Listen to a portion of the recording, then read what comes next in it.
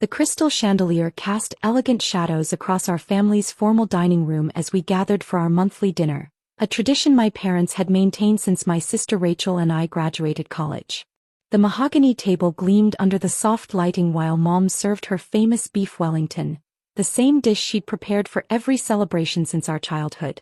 "Congratulations again on making senior associate," Mom beamed at Rachel, who preened in her designer suit fresh from another 14-hour day at the law firm. "Partner track at 29, we're so proud." Rachel adjusted her Cartier watch with practiced modesty. "The billable hours are insane, but the client portfolio is incredible. Corporate mergers, international acquisitions, real high-stakes legal work that actually matters." I sat quietly at my usual spot, listening to the familiar refrain about my sister's achievements while picking at my dinner. The irony wasn't lost on me that Rachel's high-stakes work involved shuffling papers for pharmaceutical mergers while I spent my days preventing international conflicts that could destabilize entire regions. "At least your sister makes real money," Dad said with his characteristic bluntness, scrolling through vacation rental websites on his tablet. "200,000 a year plus bonuses. That's success you can measure." "Speaking of which," Mom added brightly, "the Hamptons house rental is confirmed for July.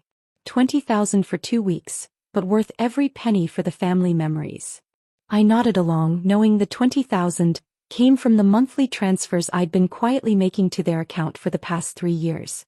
They assumed it was income from a family trust fund that had never existed, while I funded their luxurious lifestyle on my diplomatic salary. "Meanwhile, Emma's still stuck in that government desk job," Rachel said with sisterly condescension. "What do you even do all day? File reports? Answer phones for mid-level bureaucrats?" "Policy coordination," I replied with my standard vague response. "Technically accurate. Coordinating whether to impose economic sanctions that could trigger regional wars definitely qualified as policy work." "Policy coordination," Dad repeated with barely concealed disappointment. "Sounds like a fancy title for clerical work. No wonder government salaries are so modest." The assumption about my compensation was wildly incorrect. My position as Deputy Ambassador for Economic Security came with a salary that exceeded most Fortune 500 executives, plus classified bonuses for successful crisis management that my family couldn't know existed. "The important thing is steady employment," Mom said charitably, the kind of maternal kindness reserved for children who'd failed to launch properly. "Not everyone can be a high achiever like Rachel." My secure phone vibrated against my purse, 3 short pulses followed by 2 longer ones. The emergency pattern reserved for classified communications requiring immediate response from senior diplomatic staff. "Excuse me," I said, checking the encrypted message. "Urgent. Embassy crisis in Prague. Hostage situation requires immediate negotiation. Ambassador-level response authorized." "More government business?" Rachel laughed. "Let me guess. Someone needs help finding the correct tax form." Through the dining room window, I noticed unusual activity on our normally quiet suburban street. 3 black sedans with diplomatic plates were positioning themselves around our property, their occupants speaking into communication devices with practiced efficiency. "I should probably take this call," I said, rising from my chair as my phone continued buzzing with urgent diplomatic communications. The display showed, "Embassy Prague, emergency protocol." "Can't government paperwork wait until after family dinner?" Dad asked with irritation, not looking up from his Hamptons rental research. "This is exactly why private sector careers are superior, better work-life balance." I walked toward the kitchen for privacy, answering just as 3 more vehicles with diplomatic flags arrived outside our suburban home. "Deputy Ambassador Richardson here." "Emma, thank God," came Ambassador Harrison's strained voice from Prague. "We have 6 American diplomats held hostage in the embassy compound.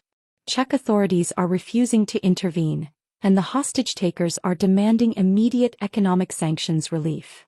Through the kitchen window, I could see uniformed security personnel establishing a perimeter around our property. My parents' quiet neighborhood was being transformed into a diplomatic security zone. "What's the diplomatic assessment?" I asked, already shifting into crisis management mode. "The hostage-takers represent a Czech nationalist group protesting American sanctions on Russian energy imports. They're threatening to execute diplomats unless we lift all energy-related economic restrictions within 6 hours.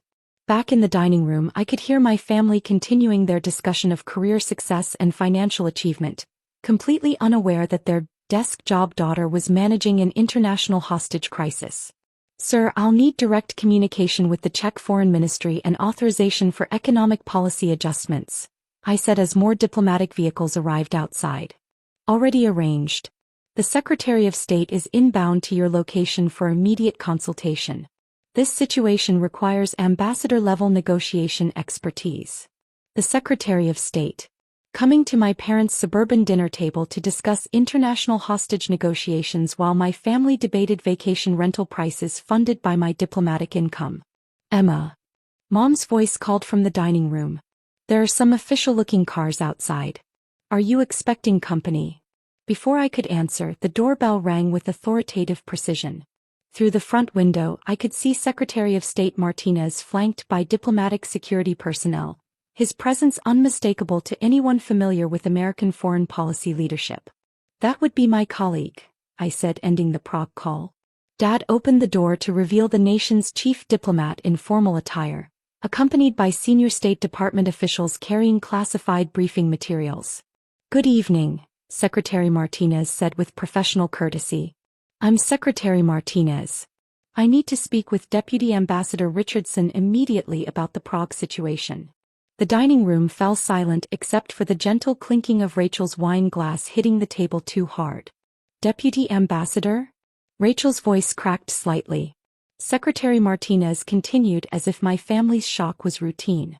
"The hostage crisis requires immediate economic policy intervention. 6 American lives depend on Emma's negotiation expertise." Dad's vacation rental tablet slipped from his fingers. "Hostage crisis? Czech nationals holding American diplomats in our Prague embassy," Secretary Martinez explained. "Deputy Ambassador Richardson specializes in economic diplomacy that can resolve international conflicts without military intervention." Mom looked between me and the Secretary of State with growing confusion. "But Emma works a desk job." "She works the most important desk in American foreign policy," Secretary Martinez replied. "Her economic sanctions frameworks have prevented 3 wars in the past 2 years." Secretary Martinez gestured to his security detail, who began setting up secure communication equipment in our dining room, transforming my parents' monthly family dinner into an international crisis command center. "The Prague hostage-takers are demanding immediate reversal of sanctions that Deputy Ambassador Richardson designed and implemented," Secretary Martinez explained to my stunned family. "Her expertise in economic warfare makes her America's primary weapon against hostile foreign powers." Rachel stared at me like I was a complete stranger. "Economic warfare? But you said you did policy coordination." "I coordinate policies that determine whether nations can access global banking systems," I clarified, watching satellite feeds being displayed on portable screens where moments earlier we'd been discussing vacation rentals. "The sanctions I design can collapse entire economies overnight." Dad's face had gone pale. "The government salary we thought was so modest. Deputy Ambassador Richardson's compensation package exceeds most Fortune 500 CEO salaries," Secretary Martinez said matter-of-factly. "Plus classified bonuses for successful crisis resolution that can reach 7 figures annually." The devastating truth was settling over them like fog. Their unsuccessful daughter with the desk job was actually one of the most powerful economic diplomats in the world. "The monthly trust fund deposits," Mom whispered with dawning horror, "those weren't from inheritance. Those were Emma's allowance to you," Secretary Martinez confirmed, checking his secure phone. "She's been funding your lifestyle while managing international crises that literally determine global stability." Uncle Robert, who'd arrived for dessert, stood frozen in the doorway as diplomatic security established protocols around our suburban home. The Hamptons vacation, the mortgage payments, the luxury cars, Dad listed with growing devastation, all paid for by our daughter who we thought was struggling in government work. "While she prevented economic collapse across Eastern Europe last month," Secretary Martinez added, consulting real-time intelligence reports. "The sanctions relief package she negotiated saved approximately 12 million jobs across 6 countries." My secure phone buzzed with updates from Prague. Mr. Secretary, the hostage takers are demanding immediate response. We have 4 hours before the execution deadline. As my family processed that their desk job daughter was literally saving American lives while funding their dismissive attitudes toward her career, I realized some truths are too classified to share over family dinners, until international crises make secrecy impossible. 3 hours later, Secretary Martinez announced that the Prague hostage situation had been resolved through economic diplomacy rather than military force. The sanctions relief package I'd negotiated had satisfied the hostage takers while protecting American strategic interests. 6 American diplomats are safe, Secretary Martinez told my family as security teams prepared to depart. Deputy Ambassador Richardson's economic expertise prevented what could have become an international military confrontation. As the diplomatic convoy disappeared into the suburban night, my family sat in stunned silence among the abandoned dinner dishes and scattered secure communication equipment. "We've been so wrong about you," Mom whispered, her voice heavy with shame. 5 years of treating you like a career disappointment while you were literally saving lives and funding our entire lifestyle. "The irony," I said quietly, "is that you've been living off the success you thought I'd never achieve." Dad looked at his Hamptons rental confirmation with new understanding. "This vacation, it's paid for by preventing international wars. Some career achievements, after all, are too classified to celebrate, until hostage crises make recognition unavoidable."